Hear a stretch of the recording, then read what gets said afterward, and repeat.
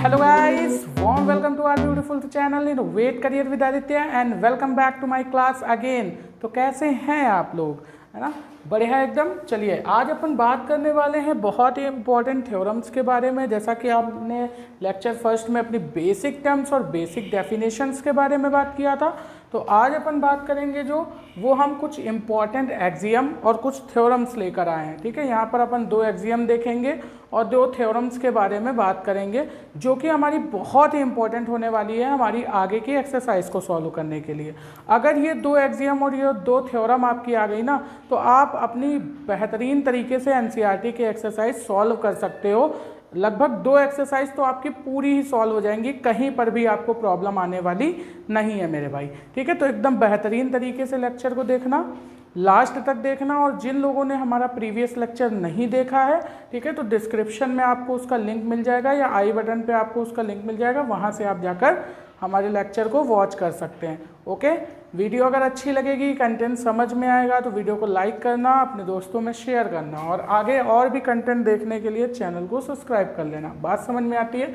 तो आज का ये जो लेक्चर है, ये लेक्चर नहीं होने वाला मेरे भाई, ये एक मिशन है आपके लिए। ठीक है, तो इस मिशन में हम कुछ एक्सियम करेंगे और कुछ थ्योरम्स को सीखेंगे। ठीक है, तो आज का ये मिशन कंप्लीट होना चाहिए। ये हमारे लिए ही नहीं, आपके लिए भी एक बहुत बड़ा मिशन है। ठीक है, अगर आप इस लेक्चर को कंप्लीट कर लेते हो तो लाइन एंड एंगल के आप बहुत सारे कंसेप्ट सीख जाओगे। ठीक है, तो चलिए स्टार्ट करते हैं विदाउट फर्दर डिले। सबसे पहले हम एक्सियम फर्स्ट की बात करते हैं यहाँ पर कि हमारा जो लाइन एंड एंगल का पहला एक्सियम है वो क्या कहता है। ठीक है, तो ये जो दोनों एक्सियम हमने लिखे हुए हैं, ये दोनों एक्सियम हमारे लीनियर पेयर एक्सियम कहलाते हैं। ठीक है, और ये दोनों एक्सियम एक दूसरे के एकदम उल्टे होते हैं, मतलब रिवर्स होते हैं। ठीक है, बात समझ में आ रही है एकदम बढ़िया से। चलिए यहाँ एक्सियम फर्स्ट की अगर हम बात करें तो एक्सियम फर्स्ट हमसे कहता है if a ray stand on a line the sum of 2 adjacent angles to form is 180 degree. ठीक है, कि अगर कोई भी लाइन पर कोई रे स्टैंड करती है इस तरीके से, ये हमारी एक लाइन है L और इस पर कोई रे हमारी जा रही है PQ इस तरीके से, तो वहाँ पर जो एंगल फॉर्म होते हैं, जैसे ये हमारा एक एंगल फॉर्म हो रहा है एंगल A और दूसरा ये एंगल फॉर्म हो रहा है एंगल B, तो एंगल A और एंगल B का सम जो होता है वो 180 डिग्री होता है। ठीक है, तो यहाँ पर ये जो एक्सियम है, ये एक्सियम इस लीनियर पेयर ऑफ एंगल की डेफिनेशन को भी बताता है। लीनियर पेयर ऑफ एंगल की डेफिनेशन हमने क्या पढ़ी थी बेसिक टर्म में? यही तो पढ़ी थी कि अगर 2 एडजेसेंट एंगल का सम 180 डिग्री हो जाता है तो वो लीनियर पेयर बनाते हैं। ठीक है, तो यही चीज़ यहाँ पर लिखी हुई है मेरे भाई। बात समझ में आ रही है? अब इसे समझते हैं थोड़ा डायग्राम की हेल्प से। तो इन फिगर गिवन बिलो अ रे स्टैंडिंग ऑन अ रे PQ standing on a line L form a pair of adjacent angle BPQ and QPA। मतलब कि ये आपकी एक रे है, ठीक है, PQ, जो कि लाइन L पर क्या कर रही है, स्टैंड कर रही है, और यहाँ पर 2 एंगल फॉर्म हो रहे हैं। एक तो एंगल फॉर्म हो रहा है APQ और दूसरा BPQ। ठीक है, तो इन एंगल्स का सम हमारा 180 डिग्री आता है। अच्छा, इसको इन सारे एंगल्स को हमने क्या बोल दिया, angle A and angle B बोल दिया। तो यहाँ पर बोला क्या जा रहा है, the sum of measure of 2 angle is 180 degree, जो कि हमारा एक स्ट्रेट एंगल बनता है। देखो भाई, अगर मैं इसका और इसका सम करूँगा, यानी angle A plus angle B अगर मैं करता हूं तो वो हमें 180 डिग्री मिलेगा, क्योंकि हमने आपको बताया था स्ट्रेट एंगल क्या होता है। जब किसी भी लाइन पर एक सेमी सर्कल बन जाए, है ना, स्ट्रेट लाइन पर एक सेमी सर्कल बन जाए तो हमारा क्या बनाता है, वो स्ट्रेट एंगल बनाता है। तो अगर मैं इन दोनों एडजेसेंट एंगल का सम करता हूं तो हमें क्या मिलता है, हमें मिलता है 180 डिग्री, जो कि एक स्ट्रेट एंगल बनाता है। तो इस वजह से मैं बोल सकता हूं कि ये जो एंगल ए और एंगल बी हैं वो एक linear pair of angle form कर रहे हैं। बात समझ में आई? तो लीनियर पेयर एक्सियम आपको पहला समझ में आया कि अगर किसी लाइन पे कोई रे स्टैंड करेगी तो उनके एडजेसेंट एंगल का सम 180 डिग्री होगा। पहला एक्सियम हमसे ये कहता है। ठीक है, एक्सियम का मतलब समझते हो अच्छा क्या होता है? मैं एक्सियम आपको पढ़ा तो रहा हूँ। एक्सियम का मतलब होता है कुछ फैक्ट होते हैं जो हमें याद रखने होते हैं। बात समझ में आ रही है ना? ये कुछ फैक्ट्स हैं हमारे, इनको अगर आप ध्यान में रखते हो तो आपके क्वेश्चंस काफ़ी आसान हो जाते हैं। दूसरा जो एक्सियम नंबर 2 है वो जस्ट इसका रिवर्स है। ठीक है। इसका कहने का मतलब है अगर किन्हीं भी दो एडजेसेंट एंगल का सम 180 डिग्री आ जाए, क्या आ जाए, किन्हीं भी दो एडजेसेंट एंगल का सम 180 डिग्री आ जाए तो उनकी जो नॉन कॉमन आर्म्स हैं या रेज हैं वो क्या करेंगी, एक लाइन का फॉर्मेशन करेंगी। ठीक है, तो देखिए पढ़ते हैं इसको। If the sum of two adjacent angle is 180 degree then the non common arms of the angle form a line. बात समझ में आई, यही चीज़ तो अभी हमने बताई। ठीक है, तो यहाँ पर भी हमने एक डायग्राम बना रखा है। इस फिगर में देखिए क्या बताया गया है कि ये हमारी क्या है, ये हमारे एडजेसेंट एंगल हैं, दो एडजेसेंट एंगल है, एक है BAC यानी एंगल BAC है हमारे पास, और एक एंगल है DAC, एंगल DAC। ठीक है, जो कि हमने यहाँ पर देखिए लिख भी रखा है, CAD बोल दो या DAC बोल दो, बात एक ही है। तो एंगल BAC और एंगल CAD का सम जो है वो अगर 180 डिग्री आ रहा है तो जाहिर सी बात आप देख रहे हैं ना कि इनकी non common arms opposite side में, और अगर हम इसको सम करते हैं तो एक सेमी सर्कल बनना है, यानी एक स्ट्रेट एंगल का फॉर्मेशन हो रहा है। ठीक है, तो ये क्या कह रहा है कि भैया इसको सम करने पर 180 डिग्री आ रहा है, और 180 डिग्री क्या है, एंगल अगर मैं BAD की बात करूं तो ये एक स्ट्रेट एंगल बनना है ना मेरे भाई 180 डिग्री का। ठीक है, तो यहाँ से हम बोल सकते हैं कि एंगल BAD स्ट्रेट एंगल है, तो यहाँ पर जो रे AD और रे AB होंगी वो एक लाइन का फॉर्मेशन करेंगी। बात समझ में आती है एकदम बढ़िया से आपको, एक्सियम दोनों अच्छे से समझ में आ गए एकदम बेहतरीन तरीके से कि नहीं। ठीक है, तो इन दोनों एक्सियम को आपको बढ़िया से कॉपी में नोट करना है, इसको फिर से एनालाइज करना है, अपने मन से प्रैक्टिस करनी है इसकी, और उसके बाद जब आप क्वेश्चन सॉल्व करोगे ना, मैं खुद करवाऊंगा क्वेश्चन सॉल्व, भाई परेशान नहीं होना है आपको, बस कंसिस्टेंसी के साथ सारे लेक्चर को देखते चलना है। ठीक है, तो यहाँ पर जब आप एंगल को मतलब जब इन दोनों एक्सियम को आप पढ़ लोगे, अच्छे से एनालाइज कर लोगे, तो जब क्वेश्चन सॉल्व करोगे 1 सेकेंड में उसका आंसर ले लोगे। मतलब आप पेन बाद में चलाओगे, माइंड में आंसर पहले आ चुका होगा आपके। बात समझ में आती है, इतनी तेजी से काम होता है यहाँ पर। ठीक है, तो ये दोनों पेयर जो आपके कहलाते हैं, ये तो दोनों एक्सियम हैं, इन दोनों एक्सियम को हम नाम देते हैं लीनियर पेयर एक्सियम। ठीक है, नाम याद रखना, इसका नाम क्या है मेरे भाई, तो इसका नाम है लीनियर पेयर एक्सियम। ठीक है, तो ये दोनों एक्सियम हमारे लीनियर पेयर एक्सियम हैं। क्यों है, क्योंकि इनके एडजेसेंट एंगल का सम 180 डिग्री हो। अगर एडजेसेंट एंगल का सम 180 डिग्री होता है तो वो लीनियर पेयर बनाता है। ठीक, तभी इसको लीनियर पेयर एक्सियम बोलते हैं। शॉर्ट में हम इसे LPA के नाम से जानते हैं। क्या बोलते हैं, LPA। ठीक, बात समझ में आती है एकदम बढ़िया तरीके से। तो ये आपको बढ़िया से नोट करना है, एनालाइज करना है। क्वेश्चन की भरमार लगा दूंगा भाई, क्वेश्चन इतने ज़्यादा क्वेश्चन आपको सॉल्व करवाऊंगा ना, बस कंसिस्टेंसी के साथ रहना। ठीक है, इतने बढ़िया बढ़िया क्वेश्चन सॉल्व करवाऊंगा कि लाइन एंड एंगल से आपको प्रॉब्लम होनी ही नहीं है किसी भी तरीके की। बात आ रही है समझ में। चलिए इसको नोट करिए, फिर अपन बात करते हैं अपने दूसरा मिशन जो कि थ्योरम है। हमने 2 एक्सियम पढ़ लिए, अब 2 थ्योरम्स के बारे में बात करेंगे, उन्हें हम प्रूफ करेंगे बहुत बढ़िया तरीके से। ठीक, नोट करिए इसको। चलिए गाइस, तो अब अपन अपने थ्योरम नंबर 1 की बात करते हैं कि थ्योरम नंबर 1 में अपन क्या पढ़ने वाले हैं। ठीक है, तो थ्योरम नंबर 1 में हम लोग पढ़ेंगे properties of angle formed when 2 line intersect each other. ठीक है, तो यहाँ पर थ्योरम नंबर 1 में हमसे क्या बोला जा रहा है कि जब 2 लाइन एक दूसरे को इंटरसेक्ट करती है तो उनके बीच में कुछ एंगल बनते हैं। हमने आपको अपने बेसिक लेक्चर में बताया भी था कि वो जो एंगल बनते हैं उनके जो वर्टिकली अपोजिट एंगल होते हैं वो आपस में इक्वल होते हैं। उसी की प्रूविंग यहाँ पर हम करने वाले हैं। ठीक है, तो जो लोगों ने बेसिक से नहीं पढ़ा, भाई मैं एकदम 0 लेवल से स्टार्टिंग किया हूँ बहुत ही बेहतरीन तरीके से। आप हमारे प्रीवियस लेक्चर को वॉच कीजिए, फिर इसको वॉच कीजिए, आपको एकदम बढ़िया से सारी चीज़ें समझ में आएंगी। ठीक है, और अगर आपको सारी डेफिनेशंस अच्छे से आती हैं तो आप इसको भी वॉच कर सकते हैं, आपको सारी चीज़ें अच्छे से समझ में आएंगी। ठीक है, कोई भी ऐसी चीज़ नहीं है जो आपको समझ में नहीं आएगी। तो ये हमारी 2 इंटरसेक्टिंग लाइन है मेरे भाई। ठीक है, जो एक दूसरे को कट कर रही है, इसको मैं कुछ नेम दे देता हूँ। सपोज दैट मैं इसको, ये लाइन L है, ये लाइन M है, ये 2 लाइन्स है हमारे पास। ठीक है, सॉरी, जो कि हमारी एक दूसरे को इंटरसेक्ट कर रही हैं, और इनका पॉइंट ऑफ इंटरसेक्शन क्या है, O है। इनका पॉइंट ऑफ इंटरसेक्शन क्या है मेरे भाई, O है।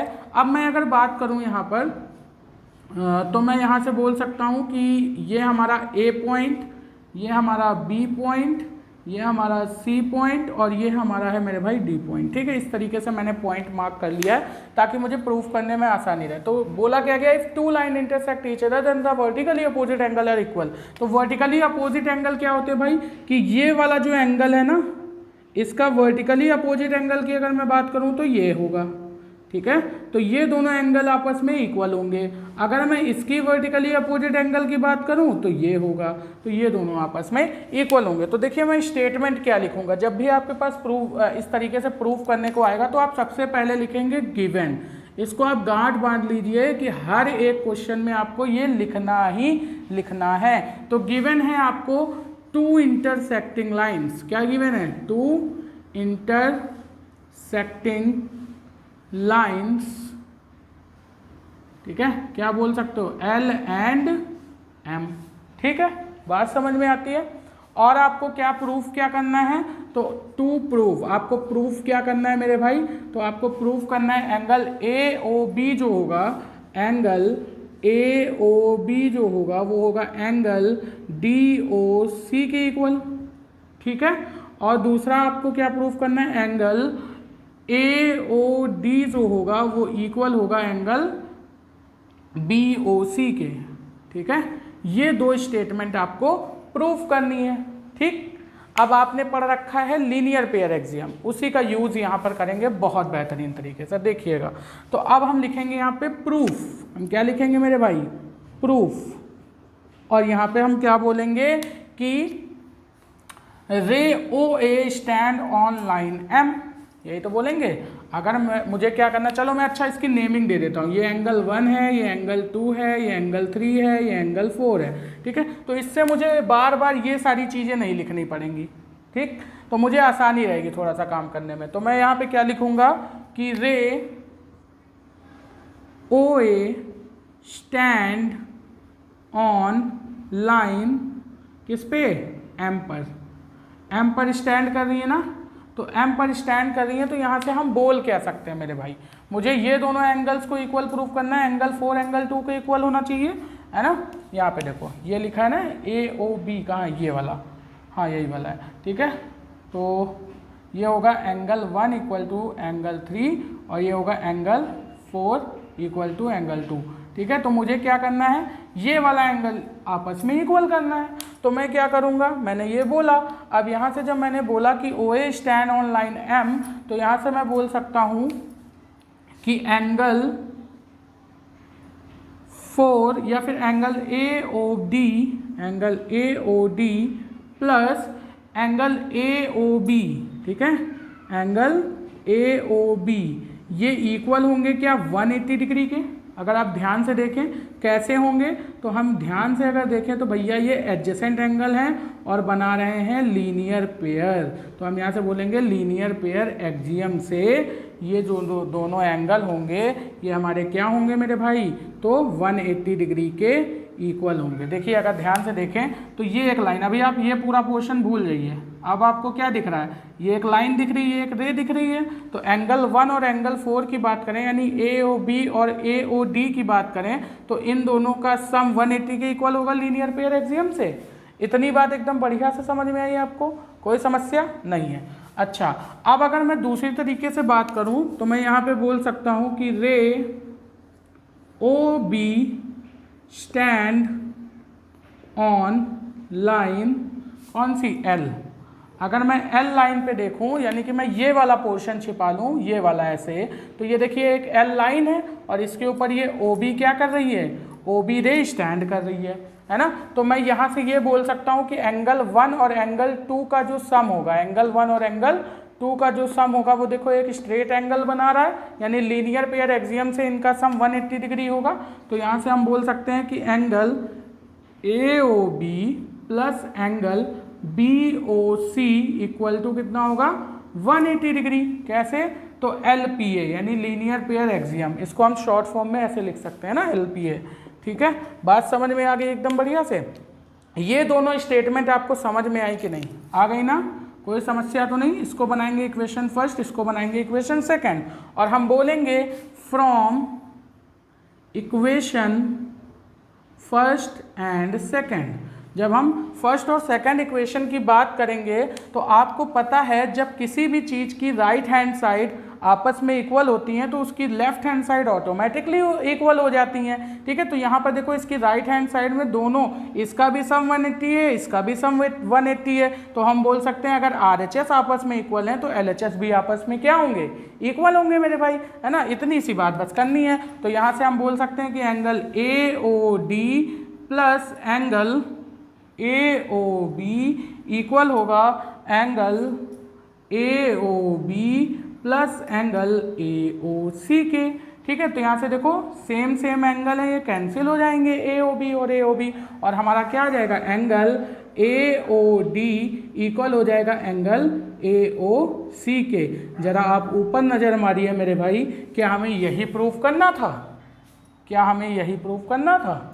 सॉरी, यहाँ पर देखो एक दिक्कत ये हुई है कि यहाँ पर मैंने AOB लिया है और AOD लिया है। ठीक है मेरे भाई, ये तो ठीक है। अच्छा, अब अगर हम बात करें तो हमने क्या लिया है, एंगल BOC ले लिया है ना, और एंगल AOB ले लिया है। ठीक है, तो AOB और AOB कैंसिल हो गया। हाँ ठीक है, AOB और AOB जब हमारा कैंसिल हुआ है तो हमारे पास बचना क्या चाहिए, AOD और BOC बचना चाहिए ना। अच्छा, यहाँ पे मैंने गलती से BAOC लिख दिया है। ठीक मेरे भाई, यहाँ पे क्या होगा BOC। क्या ऊपर नज़र मारिए, क्या हमें यही प्रूफ करना था मेरे भाई?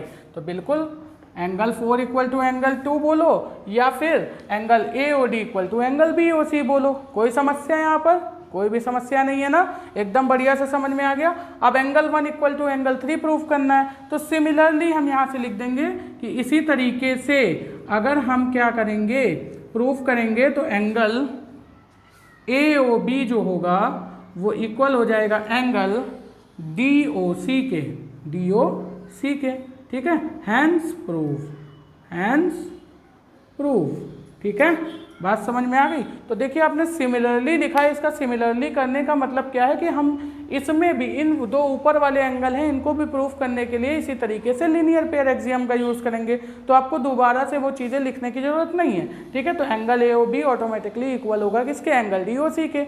बात समझ में आई? अगर आप करना चाहते हो तो कोई प्रॉब्लम नहीं है मेरे भाई। यहाँ से आप क्या करोगे, देखो एंगल AOB को इक्वल करना है, तो आप क्या करना, पहले आप इसको ले लेना। देखो पहले आप M लाइन को लेना, ठीक है, जो कि स्टैंड कर रही है, एक रे OA है जो कि M लाइन पे स्टैंड कर रही है, तो एंगल 1 और 4 का सम 180 होगा।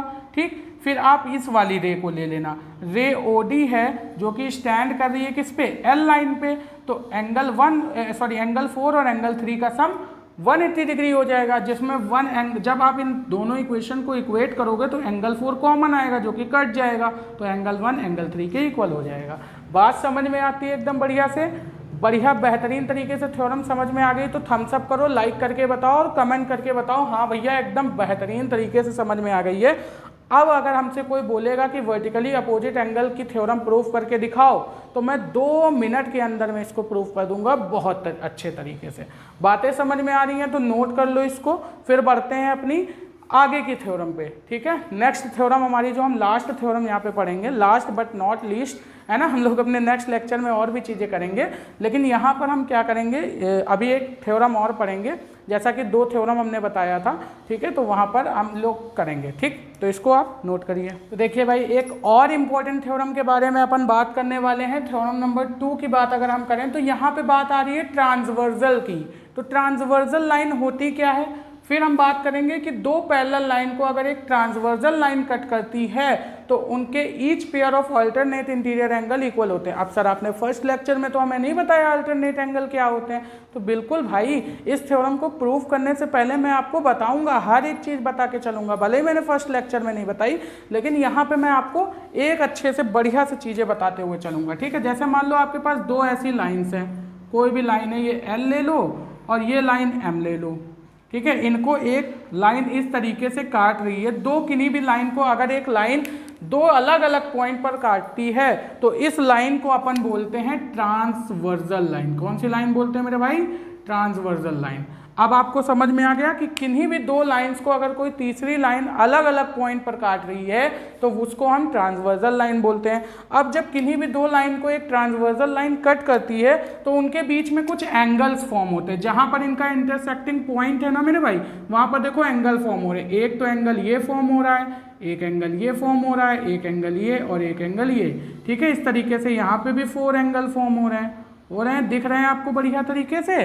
कोई समस्या है? अच्छा, अगर मैं इनको नेमिंग दे दूं तो ये एंगल 1 है, ये एंगल 2 है, ये एंगल 3 है, ये एंगल 4 है, ये एंगल 5 है, ये एंगल 6 है, 7 है और ये 8 है। ठीक है, तो यहाँ पर जो ये angle pair of angle form हो रहे हैं इनके अलग अलग नाम होते हैं। जैसे अगर मैं बात करूं तो एंगल 2, एंगल 6 जो हमारा होगा, ठीक है, एंड एंगल 1, एंगल 5 होगा, एंगल 1, एंगल 5 होगा एंड कॉमा लगाते जाते हैं। ठीक है, और अगर मैं बात करूं तो यहाँ पर एंगल 7, एंगल 4 होगा।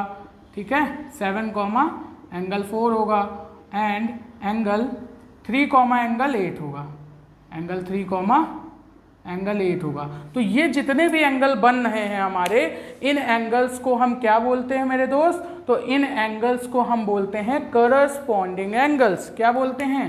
इन एंगल्स को हम बोलते हैं करस्पॉन्डिंग एंगल्स। ये बातें एकदम अच्छे से लिख लो क्योंकि थ्योरम में आपके लिए बहुत ही ज़्यादा इंपॉर्टेंट होंगी ये।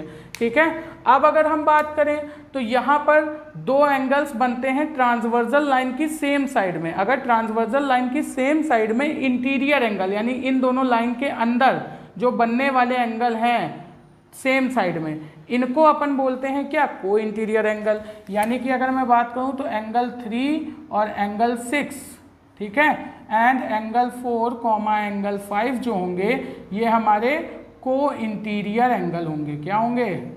को interior angle.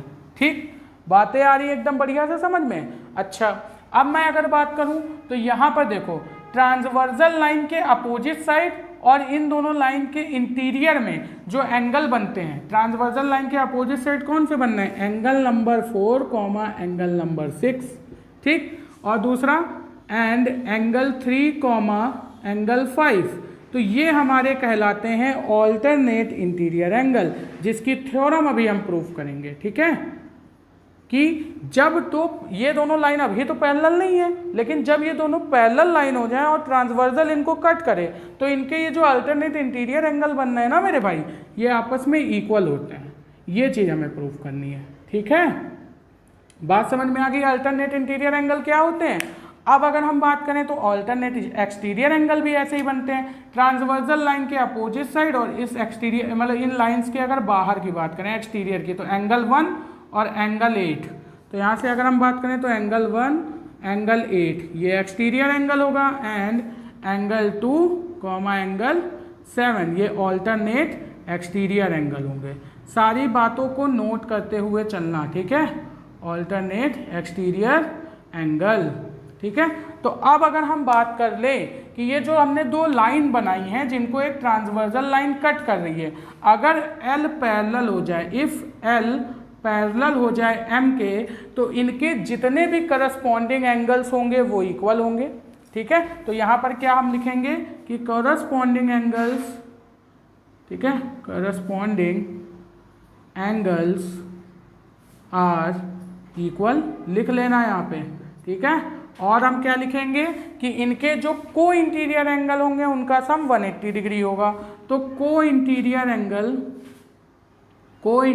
Angle is equal to 180 degree. क्या? Sum of co interior angle. ठीक है, sum of co interior angle is equal to 180 degree. और अगर हम बात करें ऑल्टरनेट इंटीरियर एंगल की, तो ऑल्टरनेट इंटीरियर एंगल जो होंगे वो भी आपस में क्या होंगे? Are equal. ठीक है, alternate interior angles are equal. और सिमिलरली इसी तरीके से जो अल्टरनेट एक्सटीरियर एंगल हो रहे हैं ये भी क्या हो जाएंगे मेरे भाई? तो इक्वल हो जाएंगे। कब? जब ये दोनों लाइन पैरेलल होंगी। ठीक है, और हम पैरेलल लाइन को लेकर ही कंसेप्ट बनाते हैं। अगर हमारे पास ये दोनों लाइन पैरेलल नहीं हुई तो ये जितनी बातें हमने बोली हैं ये बातों को हम नहीं बोल सकते। एंगल तो करस्पॉन्डिंग फॉर्म होगा, अल्टरनेट भी फॉर्म होगा, अल्टरनेट इंटीरियर एक्सटीरियर दोनों फॉर्म होगा, को इंटीरियर भी फॉर्म होगा, लेकिन ये सारी बातें प्रूवन तभी हो पाएंगी जब एल पैरेलल होगी एम के। ये बात समझ में आ गई? तो ये पूरा का पूरा ट्रांसवर्सल लाइन का कंसेप्ट था जो हमने आपको बता दिया है। ठीक है, अब हम बढ़ते हैं अपने थ्योरम की तरफ। ठीक, तो आप इसे नोट कर लीजिएगा वीडियो को पॉज करके। अब हम अपने थ्योरम की तरफ बढ़ते हैं। ठीक है, तो थ्योरम हमसे क्या बोल रही है कि अगर पैरेलल लाइन हो जाए, यानी कि एल पैरेलल हो जाए एम के, जैसा कि अभी हमने डायग्राम बनाया था, अगर इसमें दो लाइन में बनाऊं, एक लाइन में बनाऊं एल, ये हमने बनाई एल लाइन, ठीक है, और इसी के पैरेलल में मैंने दूसरी लाइन बना दी एम, और इसको क्या कर रही है, एक ट्रांसवर्सल लाइन कट कर रही है ये, ठीक है, जो कि डिस्टिंक्ट पॉइंट पे कट कर रही है। तो इनके बीच में देखो कई सारे एंगल बनने हैं, करस्पॉन्डिंग एंगल बनने हैं, ये वाला, ठीक है, ये वाला, ये वाला, ये वाला, इस तरीके से बनने हैं ना एंगल। ठीक है, इनको मैं नाम दे देता हूँ 1 2 3 4 5 6 7 8। तो हमें गिवन क्या है ये बात ध्यान रखना। तो इस लाइन को मैं सपोज दैट ले रहा हूँ P, इसको ले रहा हूँ Q, इसको ले रहा हूँ मैं M, और नहीं M तो ले चुका हूँ, इसको मैं ले रहा हूँ R, और इसको मैं ले रहा हूँ S। ठीक है, इस पॉइंट को। ये बातें समझ में आ रही हैं? अब आप ध्यान से सुनिए, आपको लिखना क्या है स्टेटमेंट में। तो सबसे पहले हमने आपको क्या बताया, जब भी आपको लिखना होगा तो सबसे पहले आप लिखोगे गिवन, क्या बोलोगे, L पैरेलल है M के and PQ is a transversal, and PQ is transversal. ठीक है, ये बात आपको समझ में आ रही है एकदम बढ़िया से। PQ ट्रांसवर्सल है, तो आपको प्रूफ क्या करना है, तो टू प्रूफ आपको प्रूफ करना है कि जो आपका एंगल 3 है वो एंगल 5 के इक्वल है। ठीक, यानी अल्टरनेट इंटीरियर एंगल इसके इक्वल होंगे। तो अल्टरनेट इंटीरियर एंगल क्या बनने, 3 और 5 अल्टरनेट इंटीरियर है, 6 और 4 अल्टरनेट इंटीरियर एंगल है, यानी कि एंगल 6 जो होगा वो एंगल 4 के इक्वल होगा। ये आपको प्रूफ करना है। ठीक, ये आपको प्रूफ करना है। अब देखिए करेंगे कैसे मेरे भाई, तो फिर से देखिए यहाँ पर लिखेंगे प्रूफ, ठीक है, और अभी हमने जो फर्स्ट थ्योरम पढ़ी ना उसी का काम करेंगे। अच्छा, अगर हम एकदम ध्यान से देखें तो ये जो लाइन है ये इस लाइन को इंटरसेक्ट कर रही है आर पॉइंट पे। ठीक है, तो हम क्या बोलेंगे, line PQ intersect line L at point R, यानी R पॉइंट पे कट कर रही है। तो हम यहाँ से क्या बोल सकते हैं मेरे भाई कि एंगल 1 जो होगा वो एंगल 3 के इक्वल होगा। कैसे, वर्टिकली अपोजिट एंगल से। मैं पूरा नहीं लिख रहा हूँ, शॉर्ट फॉर्म में लिख रहा हूँ, वर्टिकली अपोजिट एंगल। बात समझ में आ रही है ना बढ़िया से? ठीक है, समझ में आ रही है तो चैनल को सब्सक्राइब कर लेना भाई, वीडियो को लाइक कर देना, ठीक है, ताकि आगे आने वाली वीडियो की नोटिफिकेशन मिल जाए आपको। ठीक है, बढ़िया से आप कंसिस्टेंट होकर पढ़ो। ये आपको मिल गई। अच्छा, दूसरी चीज़ अगर मैं बात करूँ तो इसी तरीके से ये जो लाइन PQ है अगर M लाइन को कट कर रही है, अगर क्या कर रही है मेरे भाई, M लाइन को कट कर रही है, तो यहाँ से मैं क्या बोल सकता हूँ, 3 इसके इक्वल है 4। हाँ, और यहाँ से और एक चीज़ बोल सकता हूँ, देखो एंगल 1 एंगल 3 के इक्वल होगा और एंगल 2 जो होगा वो एंगल 4 के इक्वल होगा वर्टिकली अपोजिट एंगल से। क्यों, कोई समस्या है यहाँ पे? नहीं होनी चाहिए, बिल्कुल भी नहीं होनी चाहिए। ठीक है, अच्छा, ये बात हमको एकदम बढ़िया तरीके से समझ में आ गई। अब अगर हम बात करें तो यहाँ पे हम रिलेशन कैसे निकालेंगे, तो हम यहाँ से बोलेंगे कि if PQ is transversal, if PQ is transversal, तो हम क्या बोल सकते हैं कि एंगल 1 जो होगा वो एंगल 5 के इक्वल होगा। क्यों, कोई समस्या है यहाँ पे? एंगल 1 एंगल 5 के इक्वल होगा। कैसे, तो कॉरस्पॉन्डिंग एंगल से, कॉरस्पॉन्डिंग एंगल से। ठीक है, और यहाँ पे अगर मैं बात करूँ तो जो एंगल 2 होगा वो एंगल 6 के इक्वल होगा, यानी एंगल 2 इक्वल होगा एंगल 6 के। कैसे, कॉरस्पॉन्डिंग एंगल। ठीक है, अब देखिए आपको प्रूवन होती हुई दिख रही है ये थ्योरम। बस अब ज़्यादा बचा नहीं है स्टेप, ठीक है। अब हम बनाते हैं इनको इक्वेशन। तो ये इक्वेशन फर्स्ट हो गई, ये इक्वेशन सेकंड हो गई, ये इक्वेशन थर्ड हो गई और ये इक्वेशन फोर्थ हो गई। कोई समस्या यहाँ पे नहीं। अब अगर हम बात करें तो इक्वेशन फर्स्ट और थर्ड को ले लो और सेकंड और फोर्थ को ले लो, ठीक है। तो हम क्या लिखेंगे, by using equation first and third. तो जब फर्स्ट और थर्ड की बात करोगे तो यहाँ हमने क्या बताया था, अगर किसी का लेफ्ट हैंड साइड या राइट हैंड साइड कोई भी इक्वल होगा, जैसे इसका लेफ्ट हैंड साइड अगर आपस में इक्वल तो राइट हैंड साइड भी आपस में इक्वल होगा। तो यहाँ से हम बोल सकते हैं कि एंगल 3 जो होगा वो एंगल 5 के इक्वल होगा। क्यों, यहाँ पे बोल सकते हैं ना कि यहाँ पे देखो एंगल 1 अगर एंगल 5 के इक्वल है, एंगल 1 अगर एंगल 3 के इक्वल है, तो यहाँ से हम बोल नहीं सकते एंगल 3 एंगल 5 के इक्वल होगा। यही तो हमें प्रूफ करना था। देखिए भाई, यही तो प्रूफ करना था मुझे, तो प्रूफ हो गया। इसी तरीके से मैं बात करूँ by using equation second and fourth, तो मैं यहाँ से क्या बोल सकता हूँ मेरे भाई कि एंगल 2 एंगल 4 के इक्वल है, एंगल 2 एंगल 6 के इक्वल है। तो मैं ये नहीं बोल सकता एंगल 4 एंगल 6 के इक्वल होगा, बोल सकता हूँ मेरे भाई। तो यहाँ से बोल सकता हूँ एंगल 4 इक्वल होगा एंगल 6 के। क्या हमें यही प्रूफ करना था? तो यहाँ से हम बोल देंगे हैंस प्रूफ। क्या बोलेंगे? हैंस प्रूफ, ठीक है। बातें समझ में आई हो तो इसको अच्छे से नोट कर लेना। अब नेक्स्ट लेक्चर में हम इससे रिलेटेड कुछ क्वेश्चन करेंगे। 2 लेक्चर में हमने जितना भी कंसेप्ट पढ़ा उस कंसेप्ट को कल हम निचोड़ देंगे एकदम, ठीक है। नेक्स्ट लेक्चर में एकदम बेहतरीन तरीके से इतने बेहतरीन क्वेश्चन लेके आऊँगा कि आपको ये सारी थ्योरम एकदम रट जाएंगी ऑटोमेटिक, कुछ करना ही नहीं पड़ेगा। बातें समझ में आती है एकदम अच्छे से। लेक्चर अच्छा लगा हो तो दोबारा से कह रहा हूँ भाई लाइक कर देना, है ना। बार बार इतना मत बुलवाया करो मुझे, अच्छा लगा करे तो लाइक कर दिया करो, है ना। चलिए, तो मैं मिलता हूँ नेक्स्ट लेक्चर में आपसे, ठीक है। तब तक के लिए नमस्कार, जय हिंद, जय भारत, बाय बाय।